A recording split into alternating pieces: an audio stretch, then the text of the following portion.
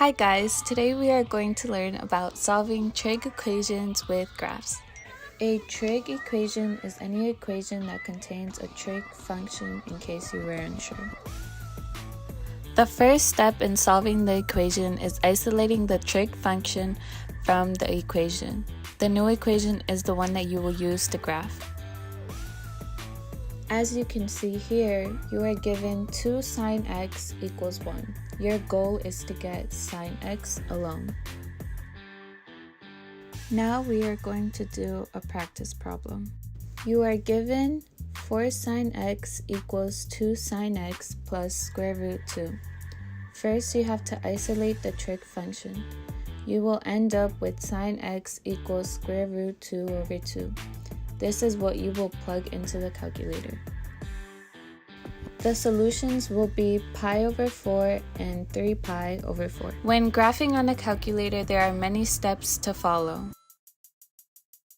First, you are going to plug in the equation into the calculator. In this case, it will be sine x equals square root 2 over 2. Then you are going to check the window to make sure the graph is correct and easy to read. First, you check the domain, which is from 0 to 2 pi. Then the x scale, which can be either pi over 3, pi over 4, or pi over 6. For this problem, it is pi over 4. The range is from -2 to 2. When everything is correct, then you can click the graph and the graph will appear with the solutions. As you can see, the solutions are pi over 4 and 3 pi over 4.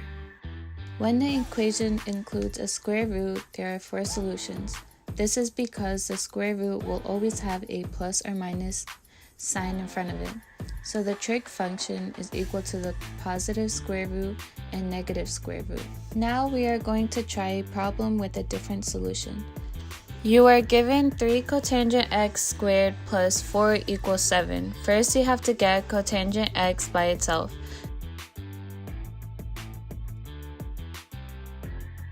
This will result in cotangent x equals plus or minus 1.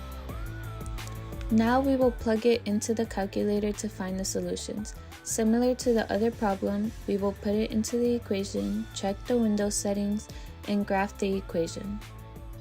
This is how the graph looks. The solutions are pi over 4, 3 pi over 4, 5 pi over 4, and 7 pi over 4. This is all we have. Thank you for watching. Hope it was helpful.